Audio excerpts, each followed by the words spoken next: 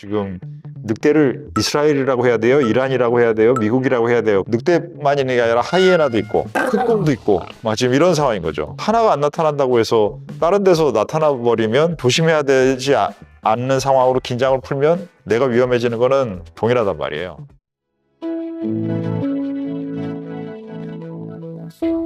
안녕하십니까, 오투도감입니다. 시장이 뭐 매일 사이드카가 이제 친구는 아닌데 뭐 이렇게 자주 찾아오면 모르겠네. 그 월요일마다 지금 최영화 과장님 얘기를 들어보니까 월요일마다 사이드카였다고요? 예, 계속. 아, 그랬구나. 그래서 정신이 없는 주간입니다. 전쟁은 더 어디로 가는지 방향을 못 잡고 있는 상황이고, 그 상황에서 사모 시장에서 여러 가지의 그 금리 부분, 금리에 대한 신경을 한 달 정도 전부터 쓰셔야 된다라는 말씀을 드렸는데, 그것이 글로벌 전체 금리에 대한 영향, 그리고 신용시장에 대한 영향, 뭐 시간이 지나면서 쌓이는 문제만 많아지고 있는 구간입니다. 이런 분위기에 어떻게 대응을 해야 될지 얘기를 나눠보려고 하는데, 근데 최영화 과장님 별로 사람들이 움직임이 예전보다 강하지 않다면서요? 조금 처음에 이렇게 큰 하락이 나왔을 때는 다들 당황했는데 네. 이게 지금 몇 번째 이러다 보니까 다들 좀 익숙해졌는지 조금 적응이 된 것 같습니다. 이 하락에. 예. 그 적응이 됐다. 근데 왜 파트너님 이렇게 적응이 못하고 계십니까? 적응이 된 건지 신경을 안 쓰기로 한 건지가 헷갈리는 것 같습니다. 네.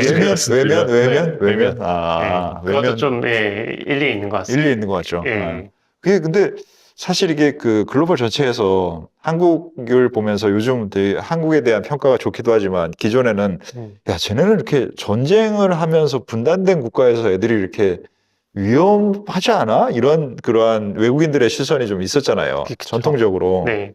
그걸 이제 코리아 디스카운트의 하나의 팩터라고도 했었고, 근데 우리는 뭐 익숙하잖아요. 뭐, 이제는 많이 익숙. 예, 뭐 우리 뭐 다 군대 갔다 와서 뭐 네. 이래저래 하고 있고, 뭐 전 국민이 총 쏠 수 있는 남자가 있는 나라가 몇 명 되지도 않고, 몇 국가.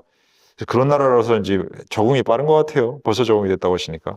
뭐 얼마 전에도 또 포를 쏘고 했는데도 크게 뭐 시장에 영향이 없더라고요. 북한이요? 예, 예. 요즘 뭐 북한은 관심을 끌기 위해서 쏴도 별로 관심을 잘 안 가지는 상황 같아요. 그쵸. 예전에 이슈가. 시장이 조금이라도 흔들리는 그런 모습이 있었던 것 같은데, 이제는 아예 반응이 없는 것 같습니다, 시장에. 근데 그거는 이제 되게 자연스러운 게, 과거에는 이제 중동이나 다른 데들이 평화의 시대에서 북한이 쏘면 그러면 이제 뭐 저것도 이슈가 생기나 이렇게 쳐다봤지만, 지금 저기서 매일 지금 아파트에 폭탄이 떨어지고, 지금 이스라엘은 또 어제 이란인지 헛갈리는데 운송로 다리 공군에서 파격해서 없애고 부서지고 뭐 이러고 있는 상황이잖아요. 그러니 뭐 관심도는 뭐 북한에 대해서는 그렇죠. 무력 시위를 하는 건데 저기는 무력 상황이 충돌이 충돌을 벌어지고 하고 있으니까 네. 일종의 그 부분은 좀 관심에서 멀어져 있나 싶진 않은데, 아까 사실 촬영 시작 전에 제가 네. 대표님한테도 살짝 말씀드렸는데 장이 빠지고 오르고 빠지고 오르고를 3번 반복하다 보니까 네. 양가적인 감정이 2가지가 든다. 음. 이번에 빠졌을 땐 3번째니까 음. 사야 되나? 또 오를 거니까 약간 그 생각이 하나 드는 게 있고요. 네. 2번째는 네. 이 피로도가 너무 심해서 그냥 시장에서 아웃하는 게 나을까라는 생각이 사실 좀 들기도 하거든요. 영화장님은 최근에 고객분들이 어느 쪽에 좀 더 가까운 것 같다고 생각했어요? 일단은 모두 양측이 다 존재하는데, 다만 이제 이런 건 좀 있는 것 같아요.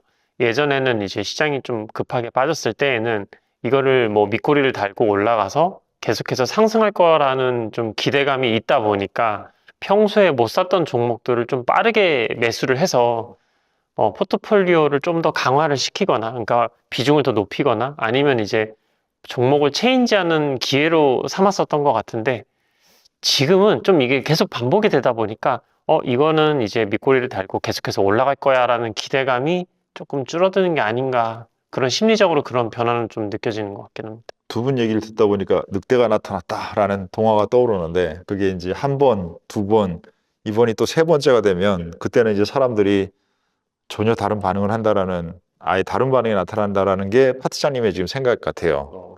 근데 지금 늑대가 나타났다라고 하고 있을 때, 그 소녀는 별로 주변 상황이 바뀌지 않은 상태에서 그게 사람들의 반응이 재밌어가지고는 그런 행동을 한 거잖아요. 근데 지금은 관련된 그 상황들이 너무 많아요. 지금 늑대를 이스라엘이라고 해야 돼요? 이란이라고 해야 돼요? 미국이라고 해야 돼요? 굉장히 헷갈리지만 주변에 이해관계가 훨씬 더 많고 늑대만 있는 게 아니라 하이에나도 있고 저쪽에 흑곰도 있고 막 지금 이런 상황인 거죠. 그러니까 하나가 안 나타난다고 해서 다른 데서 나타나 버리면 조심해야 되지 않는 상황으로 긴장을 풀면 내가 위험해지는 거는 동일하단 말이에요. 그래서 지금은 이해관계가 전부 다 훨씬 더 많이 애매한 부분이고 지난번 영상에서 설명드렸지만 이게 지금 이란의 지도부에서 뭔가 후보가 될 만한 사람들을 계속 없애왔기 때문에 점점 강경한 사람들만 목소리가 나올 수밖에 없는 상황이면 이란은 이제 물귀신 작전처럼 되면서 협상에 나오는 것보다는 강하게 나오는 게 자신들한테 유리한 지도부, 이란 전체가 아니라 이란의 지도부한테 그런 상황이 되면 협상이 쉽지 않을 거란 말이에요. 협상이 쉽지 않으면은 정말로 지상군을 들어가서 그 다음 단계의 군사적인 부분의 긴장도를 강화시키는 방법으로 갈 건지. 그렇기 때문에 지금 오늘 월요일인 현재에 지상군 관련된 무기를 생산하는 회사들이 지금 상대적으로 미사일을 쏘는 회사들보다 주가가 한국 시장에서도 더 양호하잖아요. 이 부분들이 지금 그 흐름을 지금 시장을 읽기 시작하는 거기 때문에 지금 좀 세 번째니까 안정도다라고 하기엔 플레이의 성격 자체가 너무 바뀔 수 있는 가능성이 좀 많아서 저는 그렇게 추천드리고 싶지는 않습니다. 일단 또 저런 것도 함께 있는 것 같습니다. 이게 어쨌든 지상군 투입이 되게 되면 좀 이렇게 잘 넘어가는 부분이 있었으면 좋겠지만 시간이 예상보다 훨씬 더 길게 될 수가 있고 사실 뭐 이게 대체 몇 개월이 갈지 가늠이 잘 안 잡히는 단계까지 가게 되잖아요. 그렇게 됐을 때 이제 뭐 유가라든지 다른 원자재 시장에 미칠 영향도도 가늠이 좀 잘 안 되고 그것 때문에 기계적으로 포지션을 좀 줄이는 움직임들도 나타나고 있는 것 같고요. 지금 이게 만약에 사건이 길어져가지고 말씀하신 대로 가정의 대로 사건이 길어져서 고유가가 지속이 되면 고유가가 지속이 되는 상황에서 불리하지 않은 나라가 이란하고 러시아예요. 그러니까 미국은 자체적으로 에너지원이 갖고 있다는 장점이 있긴 하지만 정치적으로 마이너스가 큽니다.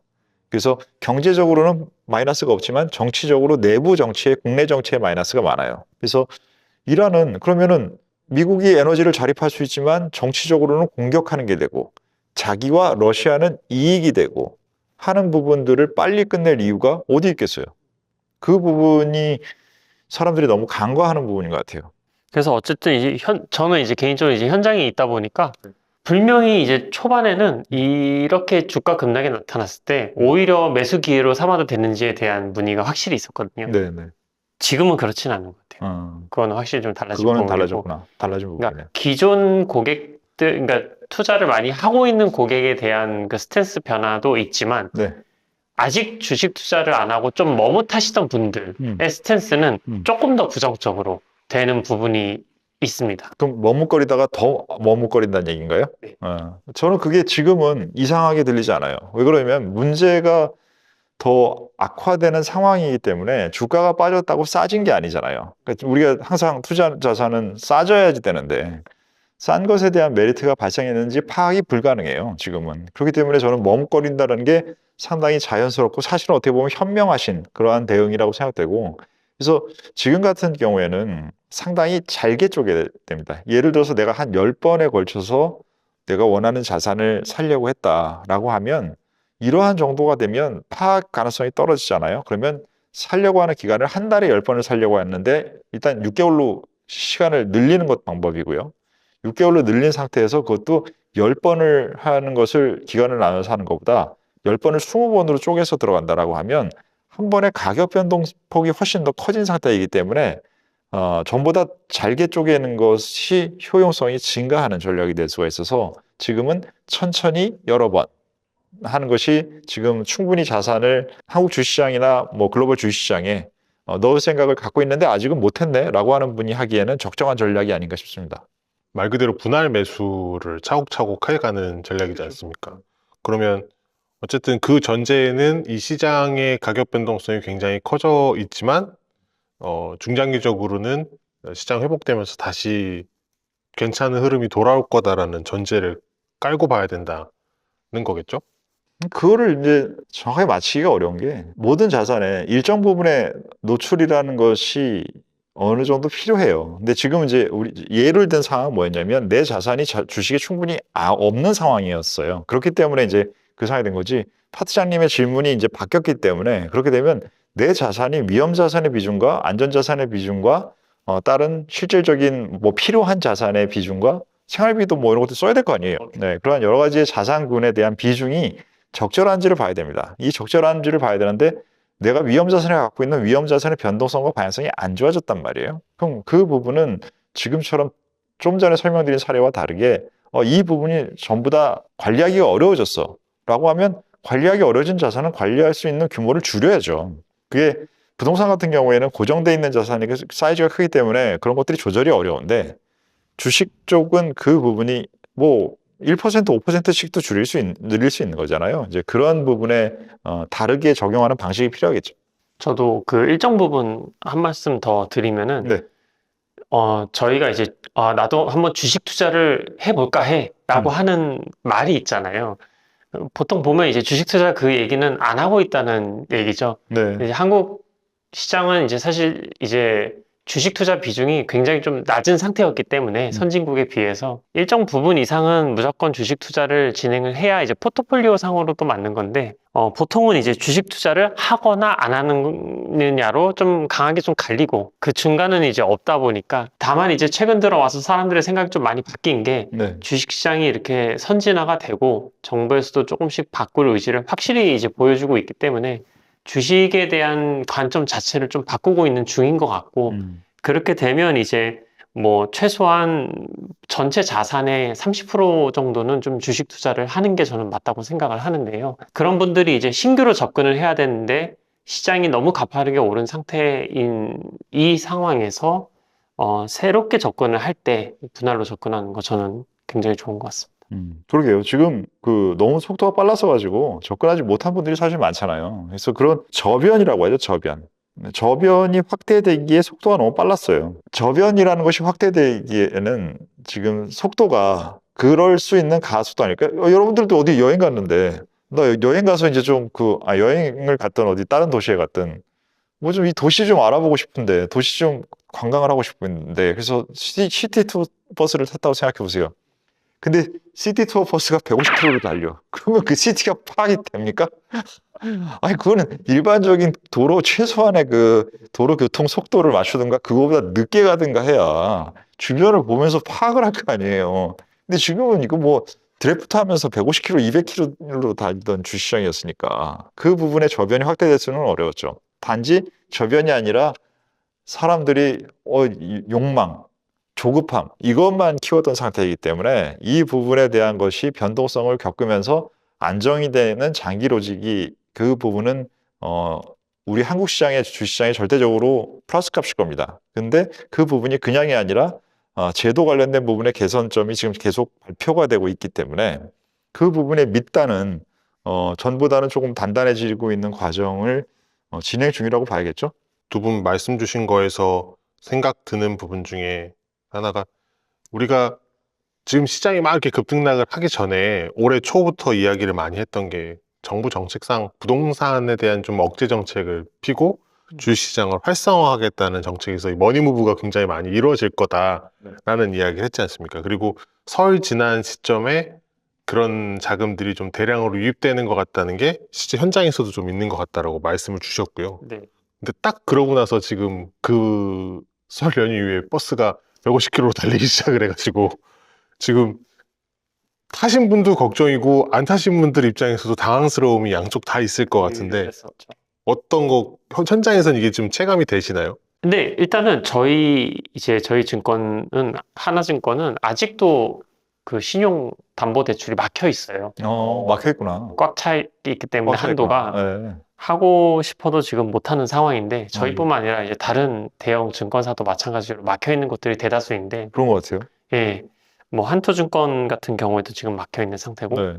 그게 또 쉽게 풀 것 같지도 않다고 하더라고요. 지금 상태에서는. 네. 그런 얘기는 사실 이전에 너무 빠른 속도로 뭔가가 진행이 되었었기 때문에 지금 이런 현상이 나타났기 때문에. 빠른 속도의 장점보다 빠른 속도의 단점이 더 많았기 때문에 지금 이러한 제한이 들어온 거잖아요. 그 회사 차원에서도 금융회사의 리스크 관리 차원에서도 들어간 것이고. 그렇기 때문에 이거의 속도가 느려진다. 방향이 달라진다가 아니라 속도가 느려진다는 것을 꼭 단점으로만 볼 필요는 없는 것 같아요. 여기에서 제가 이 부분에 이해가 없어서, 물론 시장이 이렇게 변동성이 커졌을 때에는 그 주담대라든가 이런 대출을 증권사에서 제한하는 경우들이 있긴 한데, 이번에는 조금 또 빠르고 그게 좀 강도가 강하지 않나라는 생각도 얼핏 들거든요. 그 이유가 혹시 주가가 너무 많이 오른 상태에서 변동성이 커졌나요? 그거를 이제 주가가 많이 올라서 그거를 일부러 리스크 관리 차원에서 막은 부분보다는 그 증권회사가 빌려줄 수 있는 한도가 정해져 있습니다. 네. 예. 그래서 이제 그 한도가 꽉 찰 만큼 빠르게 이제 소진이 된 거죠. 그래서 이제 그것 때문에 이제 현재는 막은 거고, 예를 들면 이제 주가가 뭐 너무 급등이 되거나 하면, 혹은 이제 뭐 상장 폐지 심사에 들어간다거나 하는 이런 양극단의 상황에서는 임의적으로 그 종목에 대해서 막을 수 있도록 그 내규가 되어 있기는 한데요. 이런 케이스 같은 경우에는 이제 너무 전체적인 자금 규모가 너무 빨리 찼기 때문에 그것 때문에 이제 한도 소진으로 인해서 막은 케이스다라고 보시면 됩니다. 정해져 있는 룰대로 한 거죠. 뭔가 의도를 가지고 지금은 이 상황 판단을 해보니까 이래라고 해서 한 게 아니라 그냥 정해져 있는 룰대로 한 거예요. 이건 뭐냐면 증권사가 만든 행동이 아니라 증권사의 고객들 전체 군이 행동이 강화되면서 증권사의 제도에 걸려버린 것이니까 주가 고객들인 거죠.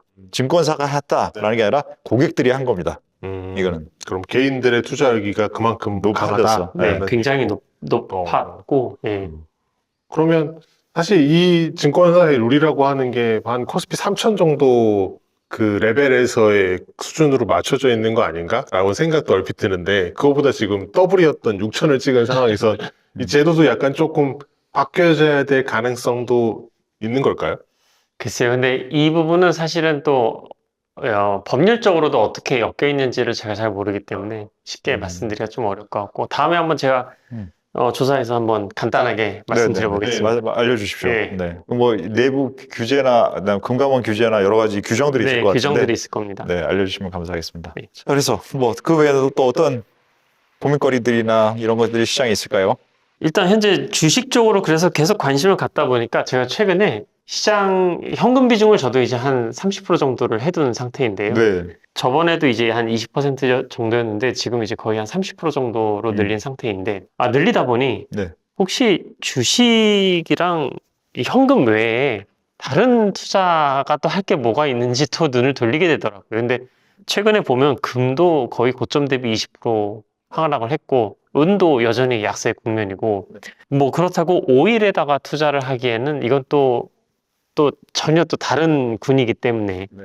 만약에 이슈가 해소가 만약에 된다면 또 급격하게 또 되돌림 현상이 나타날 거기 때문에, 이런 주식이나 현금 외에도 혹시 생각하는 어떤 포지션이 있으실지 여쭤보고 싶습니다. 일단 그 귀금속은 지금 위험 자산하고 유동성이라는 측면에서 가격 움직임에 연동이 많이 돼 있어요. 그렇기 때문에 이게 안 됐을 때 다른 거를 하는 대상으로 분산하기에 적절함이 지금은 좀 약해져 있는 상태. 그래서 지금 같이 올라가고 같이 빠지잖아요. 그래서 분산이라는 관점에서 보기는 어려운 것 같고, 지금은 금리가 계속 올라가고 있으니까 금리가 올라간 부분은 뭐 채권을 갖고 있는데 플러스 값이 되는 거잖아요. 그래서 특히 이제 단기물 같은 경우에 지금 2년짜리 채권들도 금리가 같이 올라가고 있는 상황이기 때문에 그 부분들, 그러니까 어떠한 구간에는 우리가 벌려고 하는 마음 태도 자체를 좀 멈춰야 되는 때가 있어요. 그러니까 이게 안 되면 딴 걸로 하지, 이거는 뭐냐면 기본적으로 그 밑단에 공통으로 갖고 있는 마음은 벌려고 하는 마음이잖아요. 근데 비가 오는 장마철인데 내가 장마철인데 나가서 비 사이를 피할 수도 없지만 빨래를 넣는 것도 적정하지 않잖아요. 그래서 둘 다 적정하지 않은 그런 구간이 있는데, 지금은 저는 그런 구간에 가까운 것 같아요. 그래서 지금 최영호 과장님 말씀하셨던 현금 비중을 늘려놓은 게, 그 현금 비중을 늘려놓은 것을 좀 잘 유지하는 게 그래서 가격에 대한 것으로 인해서 싸고 비싸지고 이 가격이 올라갈 것 같아요 라는 그 세 가지의 판단 과정이 더 작아졌다라고 하면 그럴 때는 뭔가의 대안을 찾는 것보다는 지금 현상이 이렇게 어려운데 이 부분을 내가 더 이해하고 파악할 수 있는 내 이해는 어떻게 키울 수 있을까라는 부분들을 판단하면 좋을 것 같은데 지금 그 얘기를 하시니까 제가 이거를 하나 오늘 예전에 읽었던 책 중에서 오늘 올라온 책이 제가 아침마다 이제 페이스북에 예전에 읽었던 책들을 보거든요. 근데 지금 상황하고 상당히 적정한 그러한 상황이라서 오늘 강의 때도 말씀드릴 건데 우리 유튜브 전우님들을 위해서 하나 말씀을 드리면 이게 근대 세계 체제라는 책인데 상당히 1800년대에 1600에서 1700년대의 정치 상황을 설명을 굉장히 잘한 책으로 유명한 책이거든요. 이메뉴엘 월러스틴이라는 분이신데 이름 어렵다. 근데 이분 책의 문구를 잠깐 읽어드릴게요. 필연적으로 헤게모니는 무엇보다도 경제적으로 스스로 침식된다. 즉 동맹들의 경제력이 강화되면 상대적으로 바로 쇠퇴를 약이 되는 것이다. 당연하죠. 그게 지금 상태로 돌리면 미국과 중국이 거잖아요.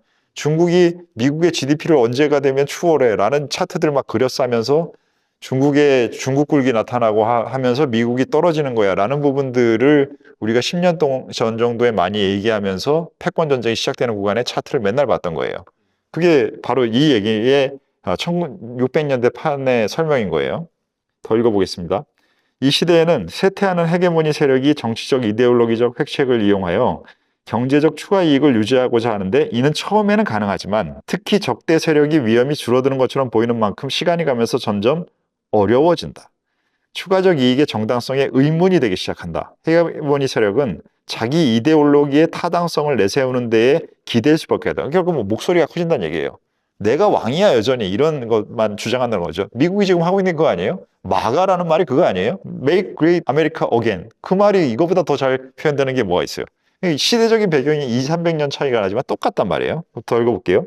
그리고 이데올로기의 타당성을 내세우는 행위 바로 그 자체가 쇠퇴의 증거로 기능할 뿐만 아니라 그 호소력에 한층 더 부정적인 영향을 준다.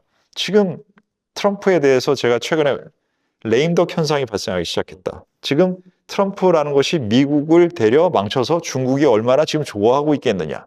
카나다가 지금 나와서 지난 다보스 포럼에 이제는 더 이상 이런 걸 용납할 수 없어 라는 부분으로 서양 내부에서도 세력이 갈렸다. 이 등등 많은 부분들이 지금 제가 읽은 책이 1600년대를 설명한 책인데 2021세기를 지금 이름만 바꾸면 다 똑같단 말이에요.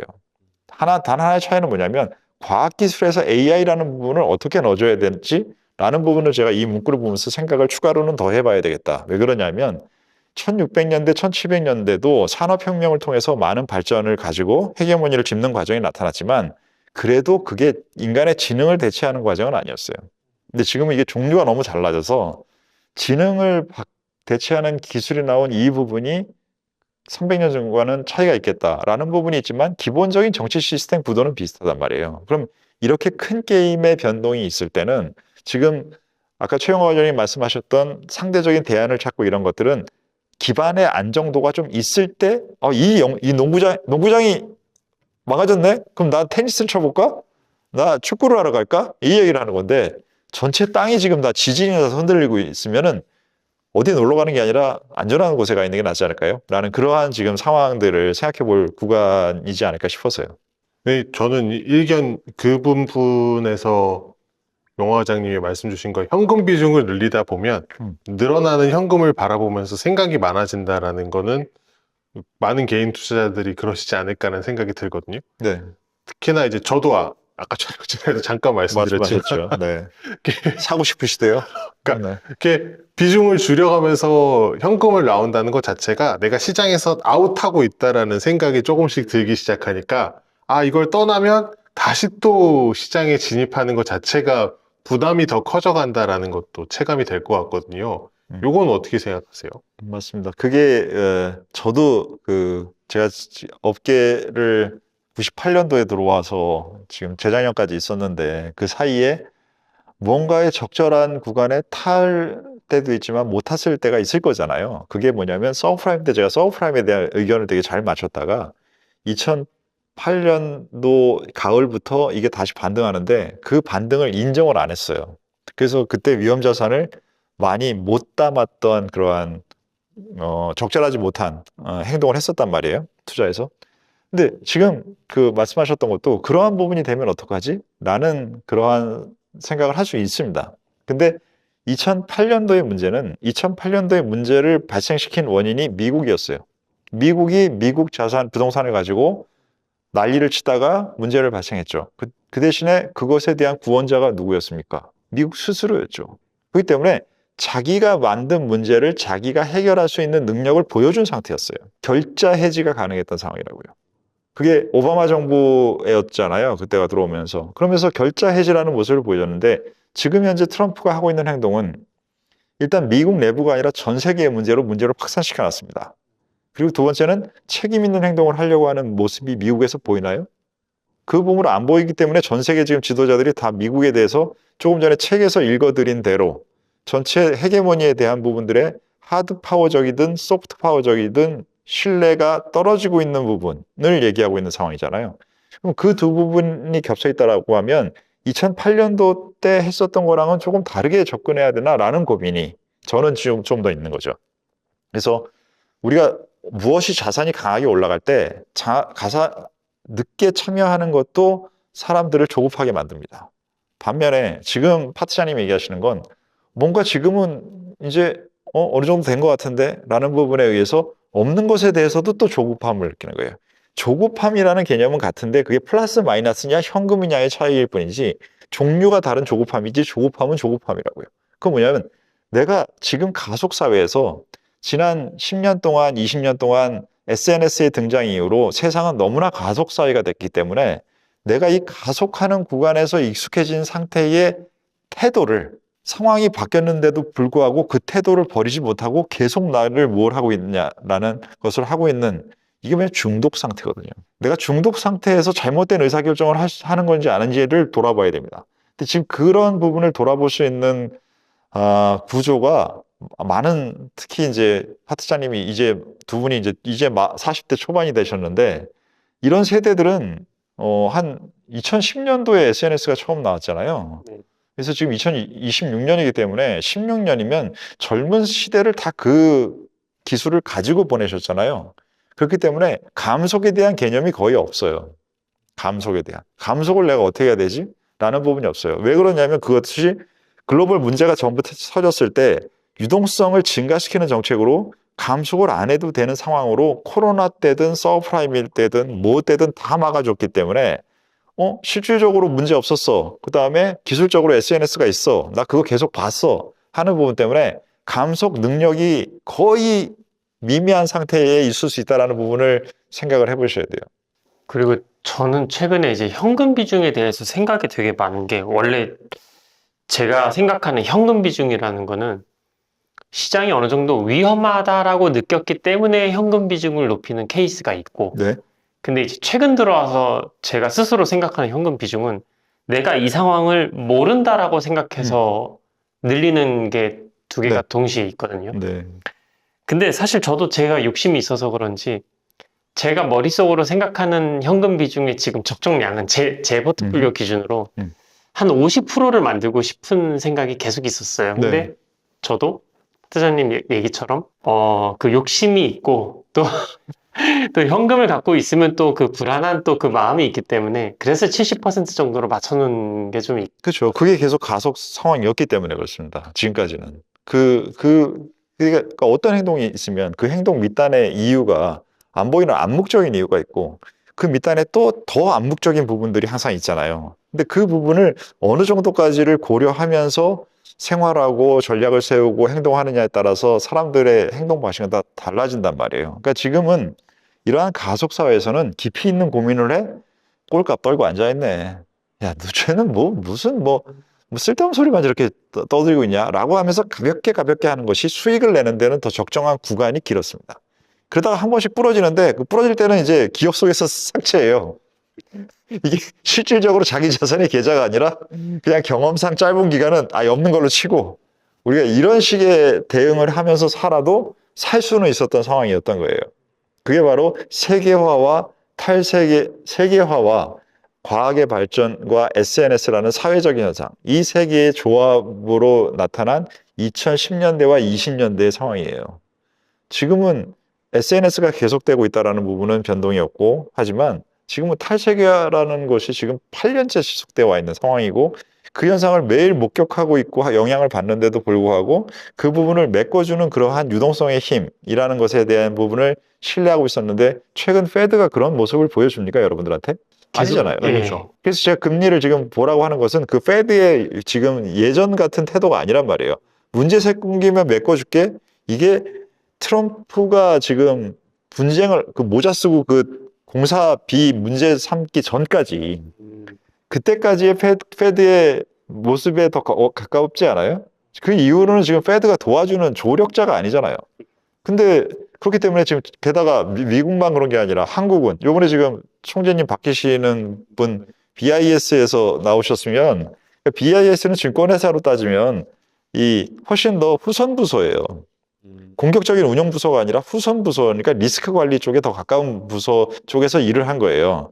그럼 태도가 기본적으로 더 보수적이에요. 그럼 기본적으로 더 보수적인 사람을 지금 한국에서는 지금 경제 수장으로 가는 얘기가 나오고 있는 상황이고, 영국은 지금 최근 독일 금리나 영국 금리 보세요. 하루에 10bp씩 올라가면서 지금 지난번에 그 영국 총리분이 이상한 짓 해가지고 올려놨던 그 금리보다 훨씬 더 지금 높은 상황에 와 있는데, 독일은 그러한 금리의 변동성이 굉장히 작았던 나라인데 독일 금리까지 지금 하루에 10bp 이상씩 급등하고 있는데, 그 모든 금리의 상황은 그 부분을 지원하지 않는 채권 시장이라는 것에 대한 부분을 지난 한 달 동안 아무도 나는, 그러니까 제가 채권 시장 보라고 이제 말씀드린 이후로 이 이야기는 지금 처음 드려요. 네. 처음 드리는데,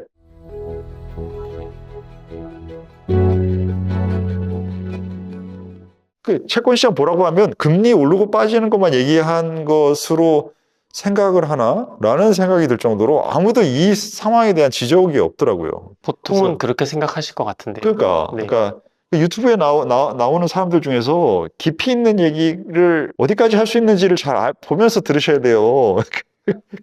이 정책적인 부분과 금리라는 부분이라는 두 가지를 같이 얘기하는 것을 얘기해 줄 수 있는 사람이 일정 부분 있겠죠. 금리만 얘기할 수 있는 사람보다. 하지만 그 정책이 왜 어떤 의미에서 이 시스템적인 부분의 체계를 돌리는 부분인까지 설명할 수 있는 부분이 정말로 변동이 클 때는 필요한데, 그거 다 얘기해 주시면 맞지 않을 것 같은데. 이 이야기가 나와서 잠깐 여쭤볼게. 저도 네. 이번에 그 신현송 총재님 이렇게 네. 불러야 될까요? 네, 예비 총재님이라고 부르시면 되겠죠. 예. 네. 보니까 이제 CT 쪽에서도 레포트가 나온 게 뭐 조금 더 매파적으로 본 것 같긴 한데, 네. 올해 2번의 금리 인상도 나올 수가 있을 것 같다라고 이번에 보고서가 나왔더라고요. 네. 왜냐면 뭐 아무래도 이제 예비 총재의 어떤 그 성향도 굉장히 좀 중요하다 보니까 네. 그런 부분들도 많이 좀 반영돼서 그렇게 이야기를 한 것 같은데, 네. 올해 금리 인상 몇 번 정도 나올 것 같다고 생각하세요, 혹시?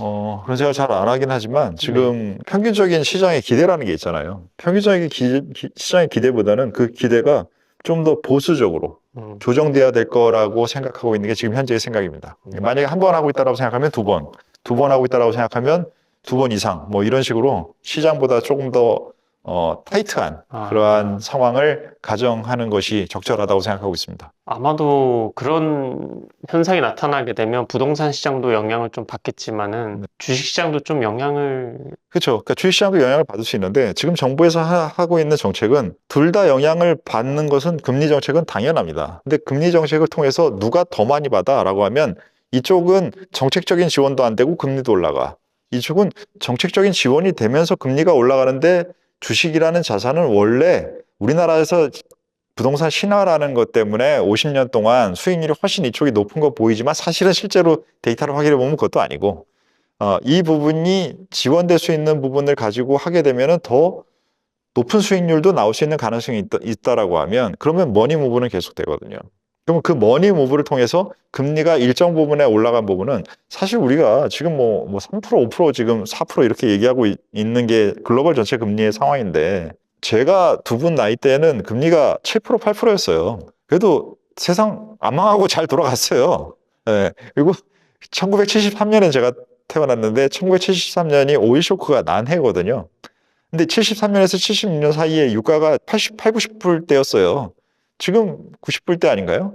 세상 지금 안마하고 여태까지 잘 왔어요. 그래서 그 부분들이 이게 사람들이 급격하게 변하면 그 부분 때문에 큰일 날 것 같지만 그게 또 지나고 나는 구간이 생겨버리면 그게 적응을 하니까 아까 우리 지금 3번 반등한 거에 적응해서 파트자님 주식 사겠다고 하는 것도 적응인데 그렇게 빨리도 적응하는데 뭘. 못 샀습니다. 네, 못 샀고요. 네. 근데 그 금리에 대한 이야기는 사실 그냥 이건 제가 모르는 상황에서 짧은 소견으로는 정치적인 이해도가 굉장히 또 많이 적용이 되지 않나라는 생각도 하거든요. 그러니까 이제는 정치를 모르면 주식 투자하기 굉장히 그 확률이 떨어지는데 아직도 그것도 너무 이제 이해도가 안 올라오면 그 이해도가 안 올라온 분들이 아웃될 거예요. 이게 어쩔 수가 없어요. 왜 그러냐면 지난 10년 동안 우리나라는 안 그랬다? 근데 10년 동안 우리나라는 안 그러고 있는데 외국인 글로벌 대규모 돈을 크게 운용하는 기관 투자자들은 이런 개념 알면서 한국 주식도 했어요. 그 때문에 외국인 쫓아간 거예요. 왠지는 모르면서 외국인이 계속 사는 거는 쫓아가서 수익을 본 게 걔네들이 그러한 관점을 넣어서 하고 있었던 것이고 그거에 대한 걔네들하고 얘기 나누면서 일하던 게 저 같은 사람이 일하던 거예요. 근데 이제는 그게 다 실시간화돼 있고 어떠한 하나가 방향성을 끌고 가는 상황이 안 된 분할된 세계 구조가 돼 있단 말이에요. 그러니까 예전에 미국의 의도면 그게 다 통하니까 그것만 보고 따라가면 되는데 이제는 미국이 저렇게 하는 전략이 먹힐까? 상대는 어떻게 할까? 라는 부분들에 대한 것들을 걔네들도 이제 잘 모르게 되는 상황이기 때문에 걔네들 수급만 보고 따라갈 수도 없어진 상태가 된 거예요. 그러니까 자체적으로 우리가 그거를 생각해내야 됩니다. 투자자가. 그걸 못하면 전보다 확률이 떨어졌는데 근데 뭐 이거는 그냥 뭐 매크로 얘기고 매크로는 못 맞추고 그런 소리만 계속하고 있으면 그냥 뭐 소멸되는 거죠. 금리 이야기를 하다가 정치 이야기를 드린 이유가 미국의 금리를 주도를 하고 있는 건 페드인데 페드랑 지금 트럼프랑은 대화가 안 되는 모양새를 그렇죠. 여실히 보여주고 네. 있는 상황이고 턱을 쥐고 있는 거예요 지금은. 네. 국내의 한국은행과 지금 이재명 정부는 사실 코업을 하고 있는 상태인 것 같고 네. 특히나 양쪽 다 미국의 트럼프도 임기 이제 1년밖에 안 했고 국내도 이제 1년 되어 가시는 상황인데 양쪽 다 정책적인 힘이 강한 시점에서 놓고 봤을 때 한국은 지금 그냥 정부에서 밀어붙이면 다 될 것 같은 모양새가 좀 갖춰지는 거 아닌가? 이런 생각도 들긴 합니다. 그래서 옛날에 같으면 이 상황에서 금리 올리는 거 2번, 3번 얘기 나오면 부동산 때문에 광화문에 BTS가 아니라 붉은 깃발이 시위를 하셨을 것 같은데 지금은 그냥 될 것 같은데 라는 생각도 퍼뜩 드는데 아니 지금은 이번에 최근 갤럽 조사 보니까 70대 연령에서도 이번 정부 지지율이 60%대로 올라갔더라고요. 아니 근데 20, 30대가 가장 낮은 거 알아요? 지금도? 그렇더라고요. 참 희한하네요.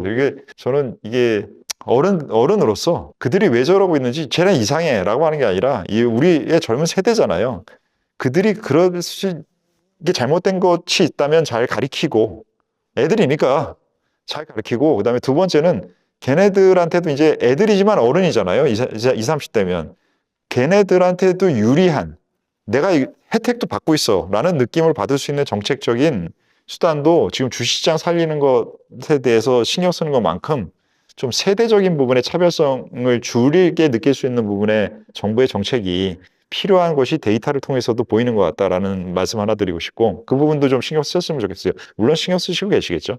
트럼프라는 미국 쪽하고는 지금 저쪽은 최근 조사에서 뱅크 오브 아메리카 조사에도 보시다시피 블루 수입에 대한 가능성이 펀드 매니저의 조사에서도 올라오고 있어요. 물론 지금 아직 제일 크진 않습니다. 지금 제일 큰 것은 공화당이 상원을 하고 민주당이 하원을 하는 분리된 의회가 확률이 가장 높은데 그것도 60%대에서 50%로 떨어지고 있고 그 떨어진 만큼을 블루 수입으로 민주당이 둘 다 가져가는 게 25%까지 지금 최근 조사에서 올라왔던데 이 부분은 실제 이 부분을 통해서 결론이 어떻게 나느냐를 떠나서 사람들이 지금 현재의 정부의 하는 방향에 대해서 동의하지 않는 사람이 늘고 있다는 것을 미국 내부에서 보여주는 부분이잖아요.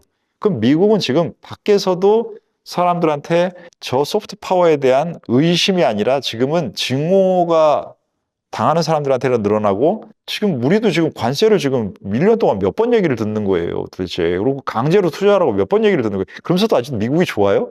그러니까 그런 사람이 줄어들 거란 말이에요. 외부와 내부에서 전부 다 지금 정책적인 방향성에 대해서 반론이 많아지는 부분, 그 부분 너무 다른 차이죠. 그러면 이것은 미국 투자와 한국 투자 혹은 미국과 미국 외 투자에 대한 투자자들의 선호도에도 영향을 줄 정도의 상황이겠죠. 사실 용 과장님이 준비해주신 주말 사이에 준비해주셨던 질문 중에 국내 상법 개정이랑 이런 내용들이 있었는데 사실 시장 분위기가 이번 주 시작하는데 별로 좋지 않았어요. 네, 이게 좀 아무래도 좀 근데 매우 필요한 네, 부분인 필요한 거죠. 이야기죠. 그래서 어떤 그 내용들이 있었죠, 과장님? 그러니까 이제 저희가 이제 상법 개정이 1차에서 3차까지 있게 되는데 네. 이번 3월 6일 날에 이제 3차 상법 개정이 나오게 되었고 3차 상법 개정에서 가장 중요한 포인트는 자기 주식 소각 의무화가 가장 네. 중요한 포인트였고요. 네. 뭐 그거 외에도 이제 예외적으로 좀 보유를 하려면 주총에서 승인을 하는 것을 의무화해서 한다. 네. 이런 부분들이 있는데 네. 또 동시에 주총 그럼 뭐 하고 뭐 이사회 하면 되지 않느냐라고 생각을 할 수 있겠지만 이제는 이제 이사들도 네. 회사의 관점뿐만 아니라 주주의 관점까지 동시에 신경을 써야만 하는 상황이기 때문에 네. 결과적으로는 이번에 이제 3차 상법 개정 부분도 굉장히 주식시장에 좋은 영향을 미칠 것이다라고 일단 저는 생각을 했거든요. 제가 법인부를 오래 있었잖아요. 예. 그러면 그러한 자사주 매매를 법인부에서 하게 돼 있다고요. 네. 그러면 예전에는 전체가 아니라 일부 양아치 기업들, 양아치 놈들이 자기네들의 악재를 나오기 전에 자사주로 팔아놓고 빠진 자사주를 악재 내놓고 다시 사기도 했어요. 단타도 쳤단 말이에요. 그리고 그 과정에서 자기 지배구조 이슈 하는 부분들 생기면은 악재를 연속으로 떨어뜨려 가지고는 박살 내놓고 못 오르게 하고 그래 놓고서는 지분 옮기고 이런 것들을 수도 없이 했단 말이에요. 그거를 실질적으로 피 묻혀가면서 법인부 직원들이 다 그 매매를 그 주문 넣고 앉아 있었다고요. 이게 얼마나 후진적인 세상을 현장에서 경험한 사람이란 말이에요. 그 부분을 고쳐야 된다라는 부분을 너무도 필요성을 강하게 느끼는 사람으로서 지금 제도는 저게 빨리 돼야 되고 저 하나를 통해서 신뢰도라는 것 자체가 옵니다. 엄한 짓, 뻘짓거릴 수 할 수 있는 방법이 여러분들이 아는 그냥 단순히 유통수식수가 늘고 주는 것 말고도 너무 많아요. 그런 부분들에 대한 부분을 해결한다라고 하는 부분은 우리 시장에 대한 신뢰도를 올릴 수 있는 매우 중요한 부분이죠. 그래서 저는 사실 아까 전에 현금 비중을 한 50%까지 늘리고 싶었는데 이 또 머리가 또 그게 안 돼서 70%까지만 주식 비중을 두었다고 말씀을 드렸는데 네네. 그 20%는 양심상 이런 좀 상법 개정과 관련된 종목들로 좀 체인지를 시켜 두었거든요. 그렇구나. 예를 들면은 이제 어떤 쪽이죠? 그러니까 뭐 예를 들면 이제 현대차와 현대차 EUV와의 이제 주가 괴리율이 예전에는 보통 이제 50%까지 나섰다가 네네.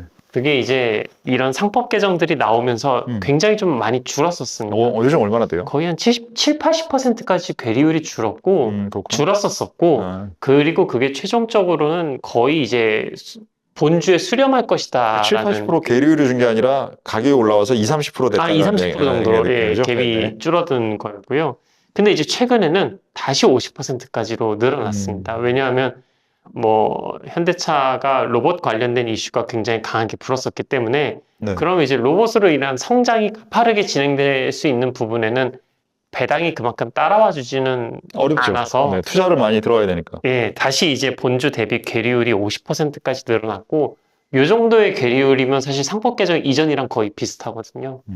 그래서 주가적인 측면에서도 작년 말 이제 저점 기준으로는 한 20% 정도만 올라온 상황입니다. 현대차 EUV 같은 경우에는. 그래서 좀 본주를 팔고 현대차 EUV를 좀 사서 좀 베타를 줄이는 방식으로 그런 전략을 좀 사용하긴 했습니다. 교체로는 적당한 것 같고, 저는 지금 우리나라 자동차 업종은 이제 로봇 프락지라고 하면 좀 그런가? 뭐라 그러죠? 그런 용어 쓸 때? 사실은 진짜 현상은 그게 아니라 다른 현상을 갖고 있어요. 라는 용어들이 있지 않나요? 40대들이다 이제. 아유, 안 되겠구나 이제. 얘들도 안 되겠네. 하여튼 그래서 로봇 주식의 네. 실제 성향을 갖고 있었던 거잖아요. 근데 지금 자동차 성향이라는 게 없지는 않잖아요.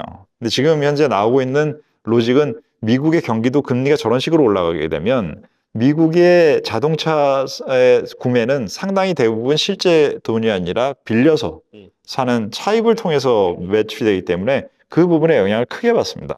그리고 현대차는 실제 미국 판매가 중요한 회사고 자동차 면에서 그래서 로봇이라는 부분에 시장 전체가 나오면 베타값이 높은 업종에 대한 선호도가 떨어지고 설명드렸던 미국 자동차 소비에 대한 부분들의 우려가 동시에 커질 수 있는 부분이기 때문에 지난 고점 이후에 상당히 성과가 밍밍한 그러한 모습을 보이는 게 두 요인이 같이 있어서 지금 용 과장님이 얘기하셨던 것은 다른 로직이고 제가 지금 설명드렸던 이 로직도 자동차 산업에는 있다라는 것을 생각하시면서 접근하시면 좋을 것 같아요. 저 추가로 좀 더 궁금하긴 합니다. 방금 상법 개정 관련돼서 이야기해 주신 현대차하고 현대 EUB 얘기하신 거 외에도 그렇게 우리가 생각해 볼 만한 종목이나 뭐, 업종들이 있나요? 예를 들면 이제 상장과 관련된 건인데요. 예를 들면 뭐 CJ가 뭐 CJ 올리브영을 갖고 있는데 CJ 올리브영이 아시겠지만 굉장히 가파른 속도로 성장을 했고 뭐 상장했을 때 예상 시가총액은 뭐 지금 예상하는 큰 의미는 없지만 시장에서는 뭐 10조 이상도 바라볼 수 있을 정도로 큰 규모로 이제 상장이 될 수 있을 거라고 예상을 했는데 이렇게 좀 상법 개정들이 진행이 되면서 이런 류의 좀 분할 상장은 분할을 해서 이제 상장하는 거는 거의 지금 망가지는 분위기거든요. 분할보다는 합병 쪽 얘기가 많이 나오는 거죠. 예, 그래서 이제 그냥 상장을 시키지 않고 CJ와 CJ 올리브영을 그냥 합병을 해서 진행되게 된다면 이제 CJ가 수혜를 받을 것이다라는 생각으로 시장에서 좀 많이 움직임이 있기는 했습니다. 그 분할 상장 관련된 이슈에서 사실 국내에 분할 상장하면 떠오르는 기업이 뭐 많이 있습니다만 카카오가 저는 퍼뜩 생각나거든요.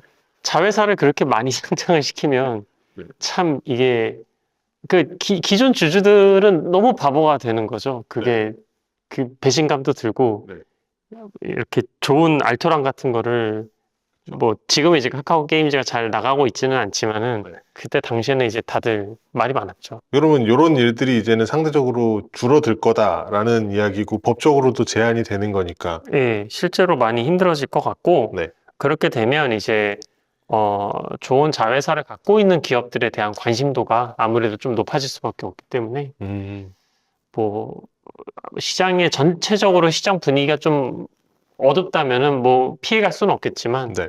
어느 정도 시장 대비 알파를 내는 정도로는 괜찮은 선택인 것 같습니다. 아까 샀던 거 다시 팔았어요. 시장이 또 빠졌어. 하하 이거 알 수가 없다. 약간 이 정도로 시장이 변동성이 커요. 대표님도 이제 약간 CPU처럼 네. 두뇌가 이렇게 여러 개로 나누어져서 이렇게 사고방식이 진행이 되시는 거. 뭐 그런 부분이 있죠. 왜냐면 이 복잡계의 구조를 하려면 그러한 방식의 사고 체계를 안 만들면 못 해요. 제가 이게 정치, 경제, 과학, 그다음에 펀더멘탈 유동성, 센티멘트 이 6개 팩터를 가지고 투자 판단을 조합해서 하잖아요. 그러니까 그 부분 하나하나 있고 합치는 부분이 있고. 지금 이 핸드폰으로 거래가 너무 편해진 거에 대한 시장 변화도 말씀을 주시긴 했는데 그렇죠. 이게 영향도 많이 주는 거죠. 네. 코로나 이후에 지금 시장, 그러니까 코로나 이후에 시장이 굉장히 많이 변했는데 네. 24년, 25년 넘어오고 25년에서 26년 넘어가는 사이에 진짜 큰 변화 중에 하나가 네. 틱톡이랑 인스타가 투자 정보를 쏟아내는데 좀 더 많은 포션을 차지하기 시작한 것 같아요. 저는 그거 진짜 네. 너무 제가 트럼프 현상을 얘기할 때 선을 넘었다는 얘기 하잖아요. 선을 넘었을 때랑 아닐 때랑 상당히 많은 판단 비율을 바꿔야 된다라고 얘기하는데 요즘 SNS에서 동영상을 통한 SNS, 그걸 그냥 틱톡이라고 부르지 않을게요. 유튜브에도 네네. 많고 여러 군데 있으니까. 동영상을 통해서 발생하는 SNS를 너무 오래 보면 내가 진짜 썩어요. 저는 그냥 썩는다고 말씀드리겠습니다. 생각 기능을 약화시킨다라는 걸 썩었다라고 표현하겠습니다. 깊은 생각을 못 해요. 그리고 그것에 대한 흘러가는 부분들을 시각이 받아들이면서 뇌가 받아들이고 해석하는 위치가 다릅니다. 뇌의 구조를 보시면. 그래서 생각을, 깊은 생각을 하고 연결성을 확보하는 구간까지 생각이 안 가요. 걔가 들어오는 정보를 처리하는데 바빠져서 뇌가 깊은 생각을, 지속적인 생각을, 연결적인 생각을 못하게 하는데 그렇게 하고 있거든요. 그러니까 여러분들이 정말 희생 당하시는 거예요. 빅테크와 동영상 만드는 사람과 그 조회수를 통해서 돈을 버는 사람들의 노예가 되고 있는 겁니다. 그래서 우리 영상을 이제 길게 하잖아요. 생각을 할 수 있는 주제를 가지고 우리가 길게 나누고 하는 게, 난 여러분들을 노예를 만들 생각이 없거든. 그리고 여러분들하고 같이 일하면서 여러분들이 배우는 과정이 만들어져서 두 사람한테도 도움이 되길 바라지, 내가 누굴 노예를 만들려고 이거 안 하거든. 근데 수많은 사람들이 그 노예를 만들려고 하는 것에 여러분들이 이용당하고 있는 거예요. 그거를 경계를 안 하면 그냥 계속 이용당하시는 거예요. 난 그걸 경고를 드리고 싶어요. 예. 네, 그러니까 사실 경고를 주시는 것만큼이나 더 큰 리스크 중에 하나가 네. 쇼츠, 쇼폼 영상이라고 하는 것들, 15초에 30초 내외의 영상물로 제작되는 것들, 고자극을 추구하다 보니까 특히 투자에 있어서는 독사과 같은 면만, 달달한 면만 계속 자극적으로 보여주니까 그치. 실행을 하는 거에 투자 판단도 굉장히 빠르게 쇼츠나 인스타에서 굉장히 알짜 정보를 주는 것 같이 압축해서 한쪽 면만 이렇게 보여주시는 게 알짜 정보를 왜 줘? 아니 이게 지금 다 시간과 에너지 써서 이게 밥 먹고 에너지를 만들어가지고 지금 하고 있는데 이거 알짜 정보를 누가 줘? 바보야. 우리도 안 그래요? 강의할 때 진행되는 내용과 우리가 유튜브에서 진행되는 차별성이 있을 수밖에 없죠. 당연한 거 아니에요? 그리고 사이에 우리 오피셜 클럽에서 들어가는 내용과 관계가 다 있는 것이잖아요. 그렇죠. 그래서 말씀드릴 때 우리 유튜브에서 나는 30%를 공유 드린다. 그리고 나머지 차근차근 해서 강의에서 100%를 공유 드린다. 그리고 강의에서 여러분들이 따라오는 게 놀라우면 100을 120%를 올린다. 그 방식을 지금 계속 우리가 하고 있는 건데, 그걸 누가 세상에 공짜가 어딨어. 그걸 아직도 믿으면, 아직도 믿나? 설마? 그러신 분들이 많이 있는 것 같아요. 왜냐하면 네. 이 투자라고 하는 것 자체가 되게 쇼핑처럼 쉬워지는 것 같이 인식하시는 것 같아서 전에는 하다못해 뭐 저도 그 시절은 당연히 아닙니다만 객장에 와서 종이를 쓰고 앞에서 이야기를 나누고 뭐 이런 것들이 있었어야 되는데 지금은 그냥 핸드폰으로 탈칵 누르면 정말 그 순간에 다 결제가 체결이 되고 다 투자가 실행이 되니까요. 그렇죠. 근데 이제 그거를 늘 말씀드리듯이 모든 게 양면이 있기 때문에 정말로 뛰어난 부분에 이해도가 생기면 그걸 더 잘 이용할 수 있어요. 지금 제가 한 것처럼 저 지금 아까 전에 시작할 때에 약간의 반등을 가지고 1%의 비중을 다시 살짝 늘려줬다가 지금 은 가격이 다시 꼬꾸라지면서 코스피가 같이 꼬꾸라지는 연동을 보고 샀던 것을 없앴는데, 이걸 하게 되면 1% 가지고 뭐 하는 거지? 이게 시장 감을 유지시켜요. 이게 수익률 때문에만 하는 게 아니라 이 움직임을 통해서 내가 움직여 보면서 같이 내 몸이 움직이면서 따라가는 부분들에 대한 감이 있거든요. 그게 이제 지난주에 제가 일주일 정도 감을 유지시키지 못하는 생각이 너무 많아가지고 그 부분을 제가 오늘 아까 전에 설명드린다고 하는 건데, 그런 식으로 투자는 머리로만 하는 게 아니라 몸과 감정으로 같이 섞여서 이 세 가지가 연결돼서 하는 거기 때문에 그러한 부분들의 감을 녹여버려요. 그 쇼츠나 이런 것들이 계속적으로 들어오는 정보에 의하면 최신 정보에 대한 민감도는 극도로 민감해져 있고, 5분 정도 지난 것, 시간 정도에 지난 이러한 부분들이 사실이 생각의 구조가 깊어지고 쌓이려고 하면 그 부분이 30분 지난 정보, 1시간 지난 정보, 하루 지난 정보, 그중에서 중요한 정보, 아닌 정보 갈라내고 중요한 정보는 계속 가져가고 쌓고, 이런 부분들의 뇌의 활동성에 대한 구조에 적합해져야 되는데 그 부분을 너무 깨버리고 짧은 정보에 대한 민감도 이만큼 올려놓고 중요 정보지만 안 그런 거는 없애버린단 말이에요. 그 부분을 경고를 드리는 거예요. 이거는 여러분들이 지금 우리 채널을 보시는 분들이 상당히 연배들이 있어서 자식들이 있을 텐데, 자식들한테 진짜 사랑하는 여러분들의 자식들의 사랑을 정말 잘 제대로 전해줘서 잘 키우고 싶으면 이거는 투자만이 아니라 자식 교육을 위해서도 꼭 생각해 보시고, 스스로 지금 30, 40대 부모님들이 두 분 포함해서 이 또래들이 자기들이 너무 그런 것에 그냥 익숙하고 당연하니까 자기 자식이 그 길을 가고 있는데 냅두거나 강화만 시키고 있어요. 뇌가 성장을 안 한다니까, 여러분들의 자식들이. 그 부분들을 부모들이 공부해서 자기가 고치고 자기 자식들이 고쳐주지 않으면 빅테크들이 이 사회가 저 같은 이상한 사이코 몇 명 빼고는 아무도 얘기해주지도 않고 케어해주지 않아요, 여러분. 혹시 또 추가로 해주실 질문이 있으실까요? 질문이나 해줄 얘기. 네. 사실 이번 일주일을 음. 시간을 좀 많이 보내려고 합니다. 보낸다. 네. 네. 어떻게 보냅니까? 그냥 시간을 흘려보내려고 합니다. 흘려보낸다. 이번 일주일은 좀 시간을 흘려보내면서 시장을 처음부터 다시 좀 하나씩 좀 보려고 하고요.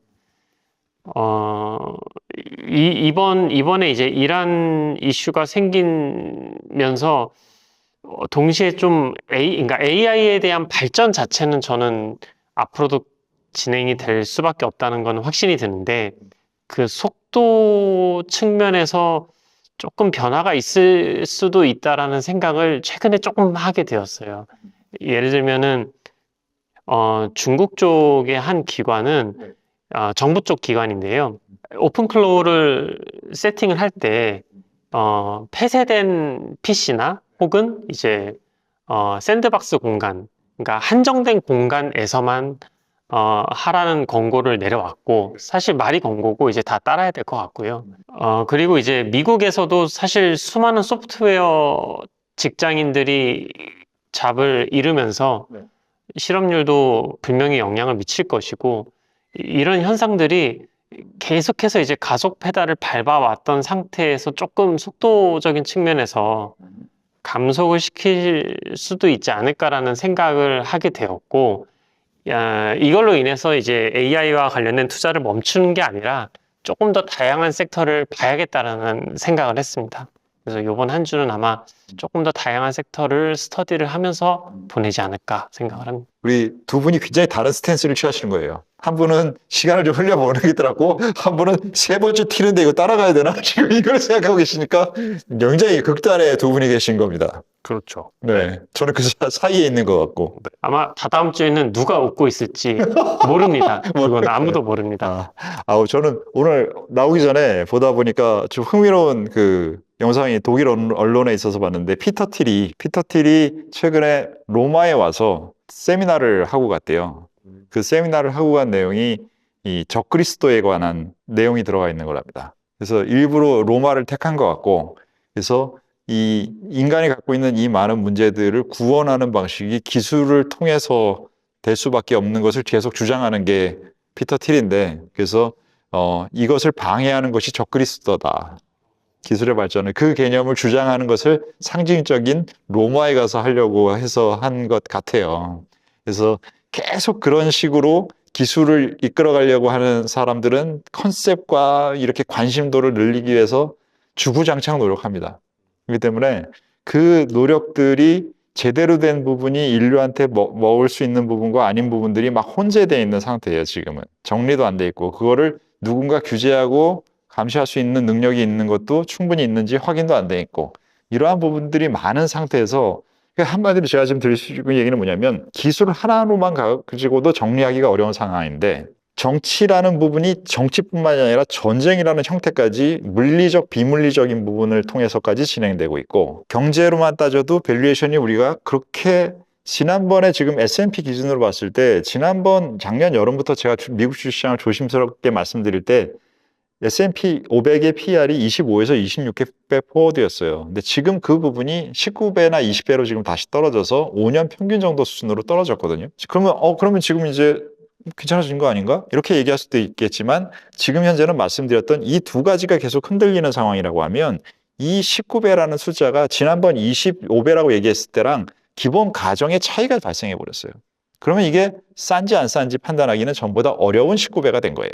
그래서 이 세 가지의 주체, 제가 말씀드리는 과학과 정치와 경제라는 세 가지의 중요 축들이 다 전부 다 난이도가 올라갔다는 거예요. 그럼 난이도가 올라간 상태에서 투자를 30년 하고 여러 가지의 관점을 갖고 하는 사람인 제가 지금 하고 있는 게, 우리 파트장님 계속 보고 있지만, 그러니까 이 변동성에 옆으로 가는 수익률을 만들지 수익 내려고 안 하잖아요. 지금 수익을 내려고 하면 헛발을 뒤질 확률이 높기 때문에 지금은 수익을 내려고 하는 게 아니라 지키려고 하는 활동을 하는 거예요. 그럼 이 지키려고 활동을 하고 있는 지난 한 달 동안의 제 모습을 아시다 보면, 우리 전우님들은, 강의 전우님도 아시잖아요.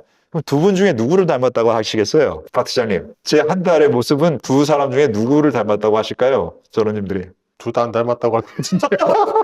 대표님이 누굴 닮았을까요?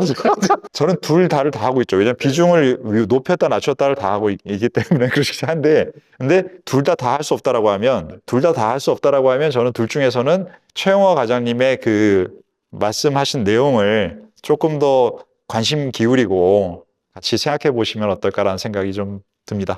공교롭게도 제가 녹화를 하러 온 날에 항상 시장이 조금 흔들리는 모습이 좀 나오는데요. 네. 이런 기분 탓이야. 이런 흐름을 끊어버리도록 하겠습니다. 오, 네. 어떻게 끊냐면 제가 열심히 기도를 해서 끊도록 하겠고요. 어떤 종교가 되는 거야, 지금 여기인지 우리도? 저도 어딘가에 기대야 되니까. 하여튼 저도 이제 현장에 있지만 많은 사람들이 이거에 대해서 이제 고민하고 신중하게 접근을 하려고 하는데 꼭 이제 급발진을 해서 뭔가 투자 결정을 내리면 항상 실수가 나오더라고요. 그래서 이런 부분들을 좀 조심하셨으면 좋겠고 아무 탈 없이 전 다음번 또 시간에 뵙도록 하겠습니다. 오늘의 오투도감 여기서 마치겠습니다. 오늘의 고맙습니다. 오투도감 여기서 마치겠습니다. 감사합니다.